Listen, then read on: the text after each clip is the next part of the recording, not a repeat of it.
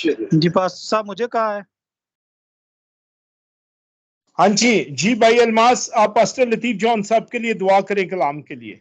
Sir, खुदा के खादम बैठे हुए हैं, पास्टर बिशारत मसीह, मैं इनसे रिक्वेस्ट करूंगा कि ये खुदा के खादम पास्टर लतीफ जॉन साहब के लिए दुआ करेंगे और आज के कलाम के लिए।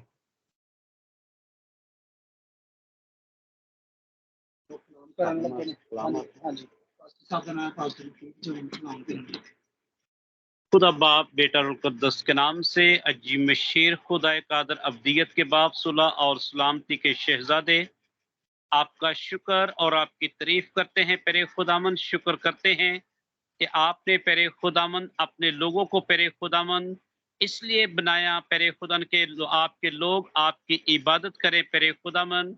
इस वक्त जितने भी पेरे खुदा आपके लोग पेरे खुदामंद आपकी पाक इबादत में शामिल हैं पेरे खुदामंद, जितनों ने गीत ज़बूर गाए पेरे खुदामंद, आपका शुक्र करते हैं कि आपने अपने बच्चों की आवाज़ों को खोला ताकि वो गीतों और ज़बूरों को गा सकें।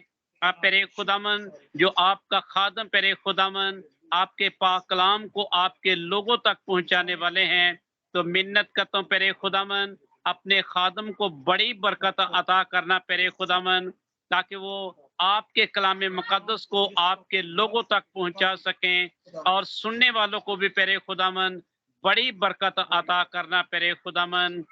अपने लोगों के ज़हनों को खोल देना, दिलों को रोशन कर देना, ताकि वो आपके कलाम मुकद्दस को सुनकर अपने अपने ज़हनों में नक्श कर लें और अपने अपने दिल के तख्ते पर लिख लें, क्योंकि आपने फरमाया है, ऐ मेरे बेटे मेरी तालीम को फरामोश ना कर। पेरे खुदा अपने लोगों को बड़ी बरकत अता करना पेरे खुदामंद। इसी इबादत के शुरू से लेकर आखिर तक पेरे खुदामंद सबकी बड़ी मदद और बड़ी रहनुमाई करना पेरे खुदामंद। सब कुछ मांगते हैं अपने प्यारे खुदामंद यस्सु मसीह के नाम से, आमीन आमीन आमीन। थैंक यू पास्टर जी इस ब्लेस प्रे के लिए। खुदावन आपको और आपके घराने को और कलीसिया को बरकत दे। God bless you. अभी मैं बड़े एहतराम में खुदावन के खादम को दावत देता हूँ, पास्टर लतीफ जॉन साहब। वेलकम पास्टर जी। खुदावन यीशु मसीह के बाबरकत और जलाली नाम में मेरी तरफ से और मेरे घराने की तरफ से आप सबकी खिदमत में सलाम अदा पेश करते हैं और तमाम बेटे बेटियों को, खुदावन के खादमों को दिल की गहराइयों से खुश आमदीद जी आयानु कहते हैं, वेलकम कहते हैं। और ख़ास तौर पर पास्टर बिशारत के लिए जिन्होंने मेरे लिए दुआ की है और पाक रूह कुद्दुस के मसा को मांगा ताकि हम खुदावंद के जिंदा पाक कलाम को सुन सकें, समझ सकें और उसे अपनी अमली ज़िंदगी में अपना सकें। पास्टर जी, खुदावंद आपको और आपकी कलीसिया को कसरत से बरकत अता करें, आमीन। जैसा कि आप सब जानते हैं कि मैंने ये कहा है कि मेरी जब भी बारी होगी तो मैं सिर्फ और सिर्फ इन साल की किताब में से ही उसका हम मुतालिया करेंगे। सो एवरी मंडे को तो हम करेंगे, लेकिन वेडनेसडे को ये है कि जब भाई रियाज की छुट्टी होगी तो वो कलाम पेश किया करेंगे और जिस दिन उनकी इवनिंग ड्यूटी होगी उस दिन फिर मैं खुदा उनके जिंदा पाक कलाम की बाइबल स्टडी जो है इन साल की किताब में से हम सीखा करेंगे। सो हमने लास्ट मंडे को खुदा उनके जिंदा पाक कलाम में से डिस्कशन हमने की थी माँ की तालीम के बारे में हमने डिस्कशन की थी, या फियर ऑफ द लॉर्ड जो है, खुदा उनका खौफ जो है, उसके बारे में हमने गुफ्तगू की थी। 7वीं आयत थी मेरा ख्याल। आज हम 8वीं और 9वीं आयत को ज़रा तफसीलन हमने डिस्कशन किया था, लेकिन हम उसकी 9वीं आयत जो है उसको भी हम साथ लेंगे। हमने 8 आयत शायद डिस्कशन की थी, उस पर बहस की थी। मेरे बेटे अपने बाप की तरबियत पर कान लगा और अपनी माँ की तालीम को तर्क ना कर। 9वीं आयत में लिखा, क्योंकि वो तेरे सर के लिए जीनत का सेहरा और तेरे गले के लिए तौक होगी। खुदा उनके जिंदा पाक कलाम के पढ़े और सुने जाने पर उसकी हम सब पर कसरत से बरकतों खुदा उनका शुक्र करते हैं। मेरे जो इंसाल की किताब जो कि हिकमत की किताब है, और इस हिकमत से हमें खुदावंद का डर और खौफ जो है वो मिलता है। और यही खुदावंद का डर और खौफ जो है वो हमें खुदा के नजदीक लेकर जाता है और उसके साथ साथ ही हमें सलाह देता है, हमारी असलाह करता है और तालीम ये किताब अता करती है कि हमने किस तरह से इस जमीन पर अमली तौर पर जिंदगी को बसर करना है। आज दो चीजों पर हम गौर करेंगे, लेकिन उन दो चीजों पर गौर करने से पहले मैं एक हवाला पौलुस रसूल के खत में से पढ़ना चाहूंगा और ये दूसरा तिमोथियस है, उसका पहला बाब और उसकी पहली तीसरी चौथी पांचवी छठी आयत जो है उसको हम पढ़ेंगे। ये है दूसरा तिमोथियस। इससे पहले कि हम आगे बढ़ें, ये देखेंगे दूसरे तिमोथियस उसका पहला बाब और उसकी 3 आयत से लेकर छठी आयत तक में ये लिखा है, जिस खुदा की इबादत में साफ दिल से बाप दादा के तौर पर करता हूं, उसका शुक्र है कि अपनी दुआओं में बिला नागा तुझे याद रखता हूं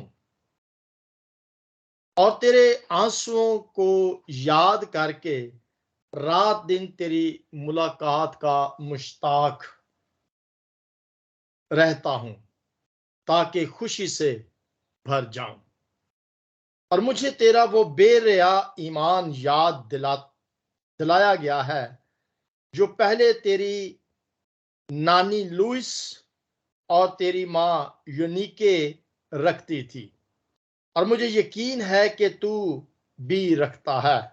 और छठी आयत में लिखा है, इसी सबब से मैं तुझे याद दिलाता हूं कि तू खुदा की उस नेमत को चमका दे जो मेरे हाथ रखने के बायस तुझे हासिल है।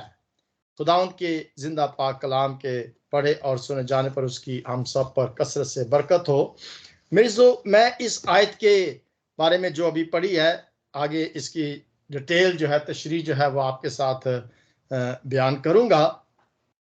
लेकिन ये जो हमने पहले 2 आयत पढ़ी हैं, 8वीं और 9वीं आयत में, जहां पर लिखा है कि अपने बाप की तरबियत पर कान लगा और माँ की तालीम को तर्क ना कर, और आगे फिर माँ की तालीम और बाप की तरबियत जो है उसके जो कहना चाहिए कि उसकी जो क्वालिटीज हैं, सिफात जो हैं, उनके बारे में बताया गया है। यहाँ वजूहात बताई गई हैं कि क्यों बाप की तरबियत पर कान लगाना है और क्यों माँ की तालीम को फरामोश जो है उसे तर्क जो है नहीं करना।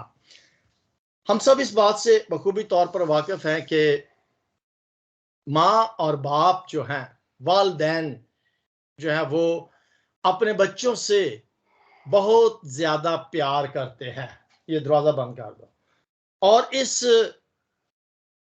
प्यार की वजह सिर्फ और सिर्फ एक ही है कि माँ बाप ये चाहते हैं कि हमारे बच्चे जो हैं वो एक अच्छी तरबियत को हासिल करें, खुदा के नजदीक हों और इस जमीन पर अच्छी जिंदगी को बसर करें। यानी कि खुदा का डर और खौफ जो है वो अपने दिल के अंदर रखते हुए इस जमीन पर जिंदगी को बसर करें।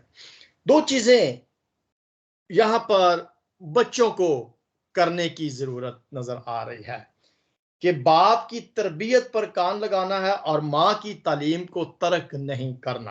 देखिए, घर के अंदर घरेलू जिंदगी के अंदर दोनों जो माँ और बाप हैं, ये उस घर के अंदर एक बहुत अहम रोल या किरदार जो है वो अदा करते हैं। ये कलाम बेशक यहाँ हमारे पास बच्चे शायद मौजूद ना हो, लेकिन आप कोशिश करें कि इस कलाम को आप अपने बच्चों को भी सुनाएं जो हमारे साथ फेसबुक पर लाइव मौजूद हैं या जो इस कलाम को बाद में सुनेंगे, आप जरूर अपने बच्चों को इंसाल की किताब का मुतालिया जो है वो जरूर करवाएं। उसकी वजह यह है कि अगर बच्चे अपने वालिदैन की तरबियत या तालीम पर तवज्जो देते हैं तो उसका उन्हें फायदा जरूर हासिल होगा कि उनके वालिदैन ये चाहते हैं, क्योंकि वो उनसे प्यार करते हैं और वो चाहते हैं कि हमारे बच्चे जो हैं वो इस जमीन पर एक कामयाब, खुदा खौफी, खुदा तरस, खुदा के नजदीक जिंदगी को गुजारें। दोनों किरदार जो हैं ये बहुत लाजिम और मजलूम है, क्योंकि हकीकत के अंदर जो सुकून बच्चों को अपने वालिदैन में उनके पास मिलता है, या जो हिफाजत बच्चे अपने वालिदैन से हासिल करते हैं, महसूस करते हैं, ये किसी भी और जगह पर वो हिफाजत या सुकून जो है, यूं कह लें कि जो सुकून माँ की गोद में मिलता है वो शायद सोने के पलंग पर सुकून ना मिल सके, या जो हिफाजत बाप कर सकता है अपने बच्चों की, ऐसी हिफाजत शायद कोई बादशाह भी अपने बच्चों की या अपनी राया की ना करता हो। वालिदैन हकीकत में अपने बच्चों को दुनिया से या दुनिया की उस गंदगी से महफूज रखना चाहते हैं जो उनकी जिंदगी को तबाह कर सकती है, उनकी जिंदगी को बर्बाद कर सकती है, या उन बच्चों को खुदा से दूर कर सकती है। उन तमाम बुराइयों से अपने बच्चों को वो दूर रखना चाहते हैं। देखिए, फूलों की एक माला होती है या एक हार जो होता है, ये उस वक्त पहनाया जाता है जब कोई बच्चा अपने किसी बात में, स्टडीज में कामयाबी हासिल करता है, या किसी टारगेट को या गोल को जब वो अचीव कर लेता है तो उस वक्त उसे हार पहनाए जाते हैं। यानी कि जब वो स्कूल में कोई डिग्री हासिल करता है, ग्रेजुएशन करता है, तो उस वक्त उसको हार पहनाए जाते हैं, या कोई जॉब मिल जाए या कोई अच्छे ओहदे पर फाइज हो जाता है, उस वक्त उसे वो हार जो है इनाम के तौर पर, एक रिवार्ड के तौर पर, कि उसने एक बहुत बड़ा मार्का मारा है, या एक टारगेट को, एक गोल को उसने अचीव किया है, या किसी खास काम को उसने खत्म किया है, इख्तिताम तक पहुंचा है। यानी कि ये एक कामयाबी की निशानी जो है वो नजर आती है, क्योंकि हकीकी खुशी जो है ये सिर्फ और सिर्फ वालिदैन को होती है जब उनके बच्चे किसी कामयाबी की सीढ़ी को पार कर लेते हैं, कामयाब हो जाते। दूसरे भी होते हैं, नो डाउट, लेकिन हकीकी का लफ्ज जो मैंने इस्तेमाल किया है कि हकीकत में वालिदैन जो हैं वो खुश होते हैं जब उनके बच्चे किसी कामयाबी को हासिल कर लेते हैं। मेरे अजीजों, ये हकीकी खुशी सिर्फ और सिर्फ वालिदैन को होती है, दूसरों को भी होती है, लेकिन वो शायद खुशी जो है दूसरे हासिल ना करते हों। वालिदैन ही खुशी करते हैं, वालिदैन ही खुश होते हैं, और ये एक रिवार्ड, एक इनाम है। अब ये एक हम इस जमीन पर रहते हुए एक तमसील कह ले या एक सिंबल कह सकते हैं कि रिवार्ड जो है वो दिया जाता है अपने बच्चों को। क्या आपने कभी सोचा कि जब एक इंसान, एक मखलूक जो है वो कामयाब हो जाती है उन तालीमात पर, उन असलाहात पर जो कलाम मुकद्दस में खुदा ने अपने बच्चों को दिया। हम सब उसके बच्चे हैं, और अगर मैं और आप खुदा की जो तालीम है उसमें कामयाब हो जाते हैं, तो आपका क्या ख्याल है? देखिए, अगर हम ये कहते हैं कि हम खुदा के बेटे और बेटियां हैं, उसके बच्चे हैं, तो जो खुशी दुनियावी वालदैन को होती है, यही खुशी हमारे आसमानी बाप को भी उस वक्त होती है जब हम कामयाब हो जाते हैं खुदा की तालीम में।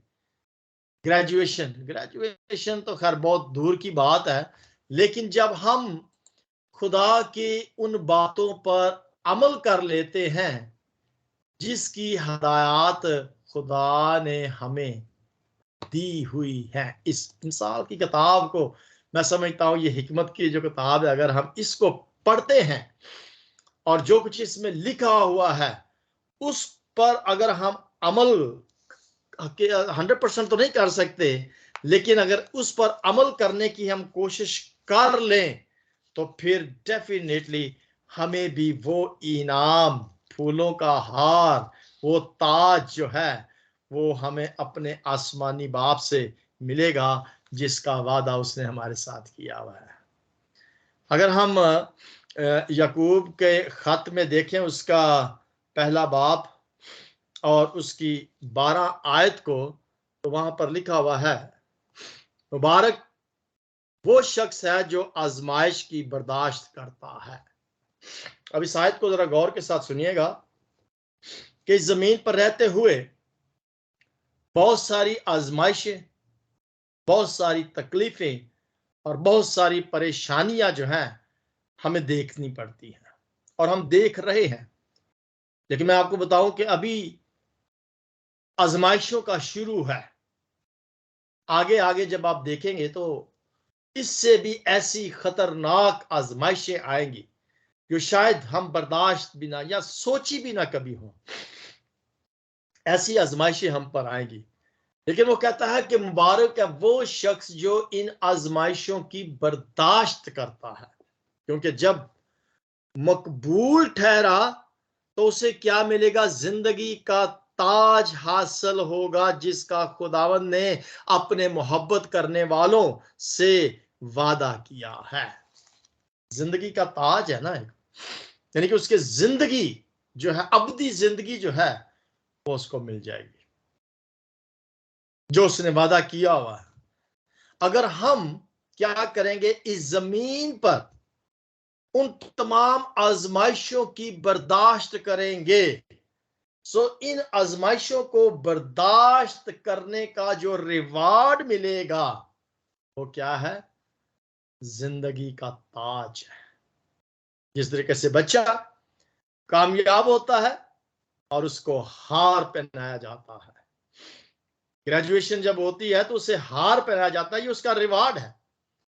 इसी तरह से जब हम इस दुनिया में अपनी उन आजमाइशों की बर्दाश्त करेंगे तो मकबूल ठहरेगा, 100 मार्क उसे मिल जाएंगे, तो वादा जो प्रॉमिस किया गया है जिंदगी के ताज का वो हासिल करेगा। अच्छे वालिदैन की ख्वाहिश है कि हमारा बच्चा खुदा की पैरवी करे। इसलिए मैंने कहा कि आप जरूर बच्चों को खुदा की तालीम जो है उस पर जरा ध्यान उनका दिलवाएं कि हमारे बच्चे कामयाब हो, जिंदगी के ताज को हासिल करें।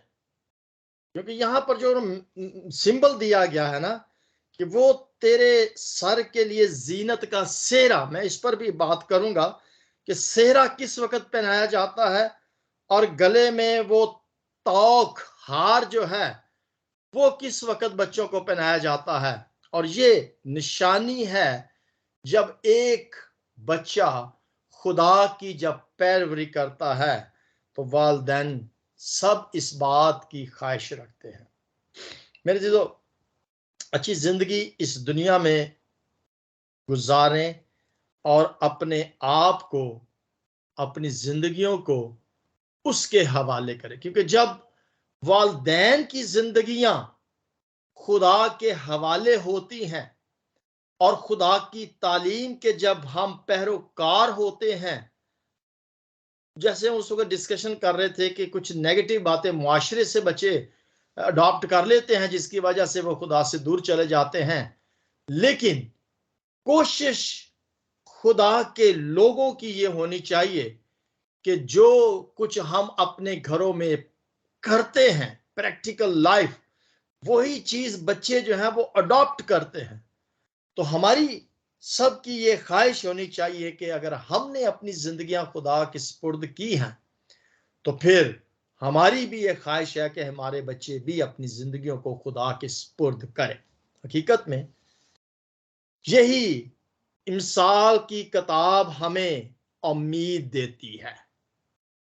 इमसाल की किताब हमें यही हिकमत और दनाई सिखाती है, और इस किताब को हमें देने का खुदा का जो मकसद है, और वो सिर्फ और सिर्फ हकीकत में यही है कि हम इस कलाम मुकद्दस को पढ़कर, सुनकर, इस पर अमल करके उस जिंदगी के ताज को, उस इनाम को हासिल करें जिसके लिए खुदा ने हमारे साथ वादा किया। हर माँ की ख्वाहिश यही होती है कि हमारा बच्चा जो है वो नसीहत जब माँ उसको करती है, या तालीम देने का जो मकसद होता है, और उसकी ख्वाहिश यही होती है कि हमारा बच्चा जो है वो कामयाब हो, दुनियावी तौर पर भी, और ख्वाहिश रूहानी तौर पर भी यही होती है कि हमारा बच्चा जो है वो रूहानी तौर पर भी खुदा के नज़दीक हो,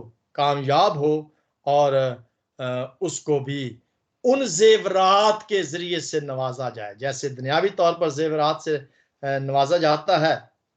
लेकिन जब मिसाल हम यहाँ पर इस बात की लेते हैं कि जब बेटी कामयाब होती है, मैट्रिक पास कर दिया, तो माँ की क्या ख्वाहिश होती है? अच्छा बेटा, अगर आप एवलीन मैट्रिक जब पास करेंगी तो मैं आपको ना ये लेके दूंगी, कानों में डालने के लिए सोने के जो बुंदे हैं, या क्या कहना चाहिए, छोटी सी बालियां हैं, मैं वो आपको लेके देंगी जब आप मैट्रिक पास कर लेंगे। ये ख्वाहिश होती है माँ की, जेवर देंगे, या मैं तुझे गले की एक चेन लेके दूंगी। या बच्चे जब होते हैं उनको इनाम जो दिया जाता है, यहाँ यूं कह रहे हैं कि जब यहाँ सेहरे की बात हो रही है, सेहरे से मुराद ये है कि वो बच्चे को कोई इनाम जो है वो दिया जाता है जब वो मैच्योर हो जाता है, या शादी के जब काबिल हो जाता है, या अपने पाँव पर जब वो स्टेबल हो जाता है, तो फिर उसको सेहरा पहनाया जाता है कि हाँ, अब ये एक जिम्मेदार शख्स जो है वो बन गया है, ये अपने घर की अब बेहतर तौर पर हिफाजत कर सकता है, जिम्मेदारियों को कबूल कर सकता है, उन्हें निभा सकता है। तो अब क्या करना चाहिए? इसकी शादी जो है वो कर देनी चाहिए। ये उसका रिवार्ड हो जाता है जब उसको सेहरा जो है वो पहनाया जाता है। यूं कह लें कि गले का तौक या हार या सेहरा जो है, ये किसी कामयाबी का इख्तिताम होता है। सेहरा लड़कों के लिए, और यहाँ कोई शादी लड़कियों के लिए भी हो सकती है, और जेवरात जो है, क्योंकि यहाँ पर जिक्र जेवर का किया, गले का तौक या हार का किया गया है, तो ये एक मिसाल यहाँ पर दी गई है, एक मुहावरे के तौर पर बयान किया गया है कि जब एक बच्चा मैच्योर हो जाता है तो उसको रिवार्ड ये दिया जाता है। जब एक रूहानी तौर पर आजमाइशों पर काबू पाया जाता है तो उसको जिंदगी का ताज खुदा जो है वो देता है। अब इसकी यहाँ पर बात करने का या जिक्र करने का सिर्फ और सिर्फ मकसद ये है कि वालिदैन जो है उनकी अपने बच्चों के लिए ये ख्वाहिश होती है, जैसे दुनियावी तौर पर है ऐसे ही रूहानी तौर पर भी ये हमारी ख्वाहिश जो है ये होनी चाहिए। अब मैं जिक्र करना चाहूंगा वो सेकंड हवाला जो हमने दूसरा तिमोथी उसका पहला बाप और उसकी 3 आयत से 6 आयत तक 3 आयत हमने पढ़ी थी। वहां पर 3 चीजें हमें नजर आती हैं। अब इस मिसाल की जरूरत इसलिए है क्योंकि कलाम मुकद्दस के अंदर ये बात का जिक्र है कि किस तरह से उस रूहानियत को या उस तालीम को, उस ईमान को आगे मुंतकिल किया गया है। अब यहाँ पर मैं उसी हवाले को एक बार फिर आपके सामने, अगर कलाम मुकद्दस है तो आप इसे खोल लें अब यहाँ पर बड़ी खास बात जिसका जिक्र मैं आपके सामने करना चाहता हूँ, ये मैं उसी हवाले को निकाल लूँ कि कहाँ था ये। तमोथियस, दूसरा तमोथियस था जी, दूसरा तमोथियस, और उसका कौन सा था, दूसरा तमोथियस, ठीक, और उसका पहला बाब था और उसकी तीसरी आयत में। अब यहाँ पर तीन चीजें यहाँ नजर आती हैं। पहली चीज जो यहाँ पर नजर आती है वो एक क्या जेन्युइन, हकीकी चीज जो है, हकीकत जो है वो नजर आती है। एक माँ के किरदार के अंदर यहाँ पर तीन चीजें नजर आती हैं, और आप जितनी भी माएँ हैं वो इस बात को याद रख लें कि इस हवाले के अंदर जो तीसरा, चौथी, पांचवी, छठी, ये चार आयात जो हैं पहला तमोथियस, यहाँ पर तीन चीजें माँ के किरदार के अंदर नजर आ रही हैं।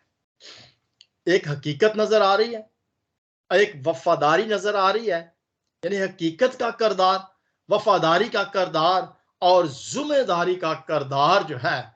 कि मैं इसलिए इस हवाले को निकाला क्योंकि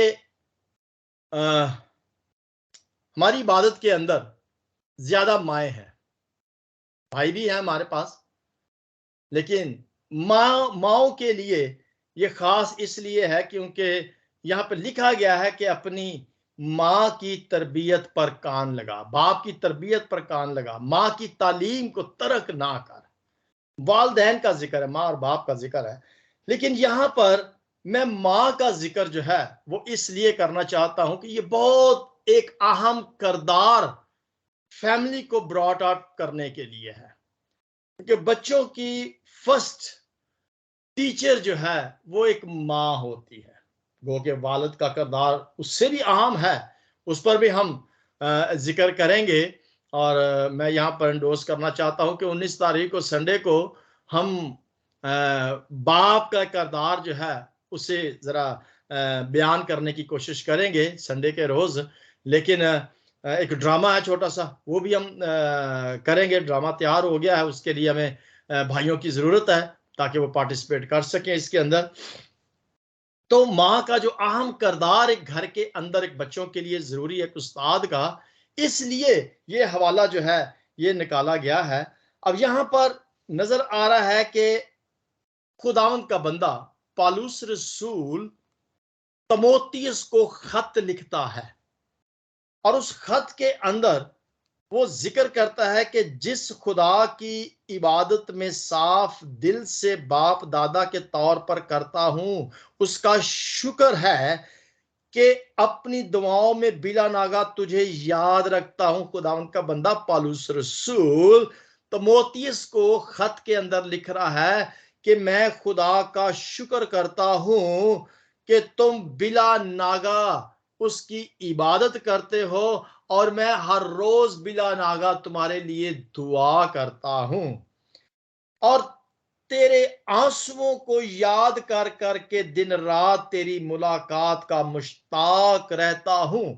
कि मेरे दिल के अंदर ये ख्वाहिश है, ये तड़प है कि मेरी तुझसे फिर मुलाकात हो।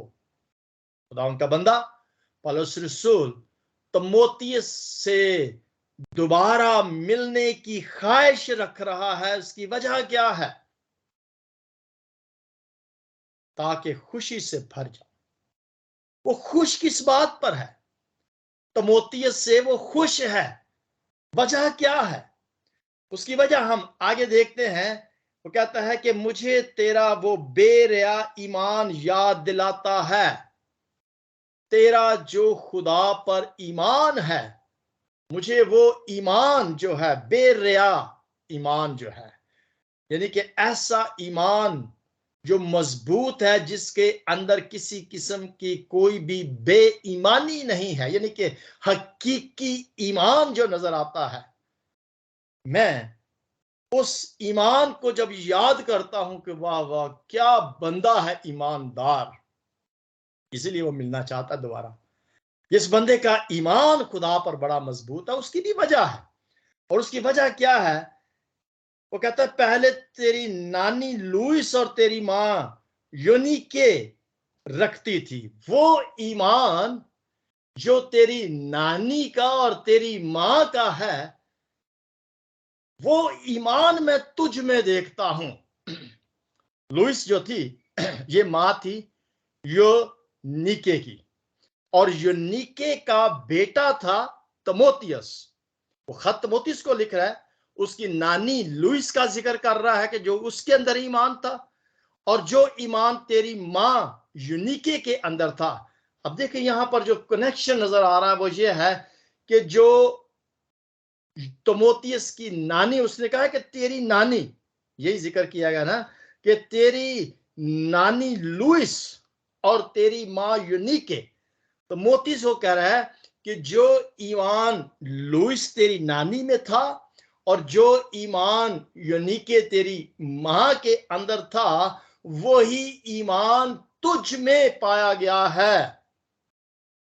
उस नानी ने बड़ी वफादारी के साथ खुदा का डर और खौफ अपनी बेटी यूनीके के अंदर मुंतकिल किया था, और यूनीके ने वही ईमान जो उसने अपनी मां से हासिल किया था, उस बेटी ने अपने बेटे के अंदर उस ईमान को मुंतकिल किया था। अब बात समझ में आई? यह है वो सिलसिला जो एक मां ने बड़ी वफादारी के साथ अपनी बेटी के अंदर उस ईमान को मुंतकिल किया था, और फिर उसी बेटी ने अपने बेटे के अंदर ईमान को मुंतकिल किया। और ये ईमान पौलुस रसूल ने जब तमोथियस को देखा तो उसको पता चला कि ये इसने ईमान अपनी मां से सीखा है, और मां ने अपनी मां से सीखा है, यानी कि यूनीके ने लुइस अपनी मां से इस ईमान को, ये ईमान जो है ये आहिस्ता आहिस्ता मुंतकिल होता है। ये वफादारी जो है ये एक दम में नहीं आ जाती, ये रफ्ता रफ्ता आहिस्ता आहिस्ता जिंदगी के अंदर बढ़ता चला जाता है, जब हम बिला नागा अपने तल्लुक को खुदा के साथ बिला नागा उससे जब दुआ करते हैं। इसलिए वो कहता है कि मैं फिर तुझसे मुलाकात का मुश्ताक हूं, क्योंकि उसका ईमान जो था वो बहुत ज्यादा था। मेरे जीजों, अब इसके बारे में इमाल की किताब को अगर हम देखें, इमाल उसके 14वें बाब के अंदर इसका जिक्र जो है वो पाया जाता है। और अगर हम तीतस उसका 2 बाब और उसकी 3 आयत के अंदर देखें तो वहां खुदा के खौफ औरतों का काम जो है वो नजर आता है कि किस तरीके से उन औरतों का काम जो है वो होना चाहिए। ये मैं इस हवाले को पढ़ता हूं, ये तीतस 2 बाब और उसकी 3 आयत को हम पढ़ते हैं। यहाँ पर औरतों का जो काम है, यानी कि घरेलू खवातीन जो हैं उनका काम जो अपने बच्चों के लिए है या बहुत जरूरी काम जो उन्हें करना है, उसके बारे में हम यहाँ पर देखेंगे। हवाला निकालने में थोड़ा सा मुझे दुश्वारी हो रही है, मैंने निशान नहीं लगाए, लेकिन मैं कोशिश करता हूं कि इसको हवाले को निकालूं। ये है तीतस उसका 2 बाब और उसकी हम पढ़ेंगे यहां से कौन सी आयत है? 3 आयत, 2 बाब और उसकी 3 आयत में लिखा है, ताकि जवान औरतों को सिखाएं कि अपने शौहरों को प्यार करें और बच्चों को प्यार करें। ये औरतों का काम है, यानी कि जो माएँ हैं, जो घर के अंदर खवातीन हैं, उनका काम है कि वो अपने शौहरों से प्यार करें और अपने बच्चों से प्यार करें, और उन्हें मुत्तकी और पाक दामन और घर का कारोबार करने वाली और मेहरबान हो और अपने अपने शौहरों के ताबे हो, ताकि खुदा का काम, खुदा का कलाम जो है वो बदनाम ना हो। इसका मतलब यह है कि अगर हमारा बच्चा वफादार नहीं है तो ये बदनामी है किसकी? खुदा के कलाम की। और इसके जिम्मेदार कौन है? मां है, क्योंकि उसने अपने घर के अंदर अपने बच्चों से प्यार नहीं किया। यानी कि वो तालीम जो खुदा की तालीम है, खुदा का डर और उसका खौफ है, वो लुइस की तरह मुंतकिल अपनी बेटी के अंदर नहीं किया। और वो लुइस ने जिस तरीके से अपने बेटे तिमोथियस के अंदर मुंतकिल किया था, उसी तरह से हर माँ का काम है, चाहे वो बेटी हो या बेटा, अपने बच्चों के अंदर उसने अपने खुदा के डर और खौफ को और उसकी तालीम को क्या करना है, मुंतकिल करना है। लुइस बड़ी ईमानदार औरत थी और वफादार थी, इसलिए उसने अपनी बेटी को सिखाया। मुझे नहीं पता ये कहाँ से कॉल आ रही है, पर एनी हो स्काइप की है। सो हम देखते हैं कि खुदावन का बंदा दाऊद जो है वो इस बात का जिक्र करता है कि औलाद जो है ये खुदा की तरफ से एक मिरास है और पेट का फल उसी की तरफ से अजर है। खुदा की तरफ से ये एक बहुत बड़ा अजर है। ये पेट का फल जो है ये खुदा की तरफ से मिलता है और ये उनको मिलता है जो खुदा के बेटे और बेटियां हैं। खुदा उन्हें इनाम देता है। ये बच्चे एक बहुत बड़ी नेमत है। औलाद यहां पे लिखा है कि पेट का फल है। अगर ये औलाद खुदा ने आज मुझे और आप सबको अता की है, तो फिर मेरी ये जिम्मेदारी है कि मैं खुदा के कलाम को बदनाम ना होने दूं। खुदा का कलाम जो है वो बड़ी वफादारी के साथ उनकी जिंदगियों के अंदर मुंतकिल हो, बड़ी दयानतदारी के साथ इस कलाम को दूसरों के सुपुर्द करना है। देखिए यहां पे लिखा हुआ है दूसरा तिमोथियस दूसरा बाब और उसकी दूसरी आयत के अंदर, दूसरा बाब और उसकी दूसरी आयत के अंदर लिखा हुआ है कि जो बातें तूने बहुत से गवाहों के सामने मुझसे सुनी हैं, उनको ऐसे दयानतदार आदमियों के सुपुर्द कर। यानी कि जो बातें तुमने बहुत से गवाहों के सामने सुनी हैं, खुदा के कलाम को हम हर रोज सुनते हैं और इस कलाम को हमने बड़ी वफादारी और दयानतदारी के साथ आदमियों के सुपुर्द करना है जो औरों को भी सिखाने के काबिल हो। यानी कि फिर वही मिसाल लुइस ने यूनिके को और यूनिके ने तिमोथियस को मुंतकिल किया। इसी तरह से आज भाई अलमास का ये काम है कि वो इस कलाम को दूसरों तक मुंतकिल करें औरों को, ताकि वो भी इस काबिल हो कि वो दूसरों को सिखा सके। मैं फिर इस आयत को पढ़ता हूं कि जो बातें तुमने बहुत से गवाहों के सामने मुझसे सुनी हैं, उनको ऐसे दयानतदार आदमियों के सुपुर्द कर जो औरों को भी सिखाने के काबिल हो, दूसरों को सिखाने के काबिल हो। मेरे अजीजों, हासिल कलाम जो है वो ये है कि औलाद जो है ये खुदा की तरफ से एक बहुत बड़ी नेमत है, बहुत ही बड़ी नेमत है। और इस नेमत की बड़ी जिम्मेदारी के साथ हमें बड़ी वफादारी के साथ और इस हकीकत को बड़ी वफादारी के साथ हमने आगे मुंतकिल करना है, ताकि खुदा का काम जो है वो बदनाम ना हो। आखिरी हवाला मैं आपके साथ पढ़ लेता हूं, यिर्मयाह उसका पहला बाब और उसकी 5वीं आयत को हम देखते हैं। यिर्मयाह पहला बाब और उसकी 5वीं आयत के अंदर लिखा है, इससे पेशतर कि मैंने तुझे बातन में खल्क किया, इससे पेशतर कि मैंने तुझे बातन में खल्क किया, मैं तुझे जानता था और तेरी औलाद से पहले मैंने तुझे मखसूस किया और कौमों के लिए तुझे नबी ठहराया।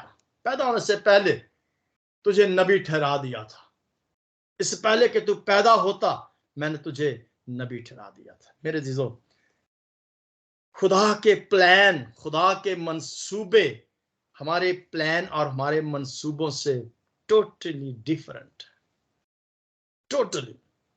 खुदा का क्या मकसद है, इस मकसद को जाने कि किस तरह से खुदा मेरी और आपकी जिंदगियों से काम लेना चाहता है। नहीं प्रीच कर सकते चर्च के अंदर, कोई बात नहीं है, लेकिन अपने घर के अंदर अपने बच्चों को तो तालीम दे सकते हैं। आइए मेरे जीजो, इस जिम्मेदारी को बड़ी वफादारी, ईमानदारी, ध्यानदारी के साथ निभाएं, ताकि उन बच्चों को और आपको भी वो रिवार्ड, वो इनाम जो जिंदगी का ताज है, वो मिल सके। खुदावंद हम सबको बरकत दे। आमीन। Praise the Lord.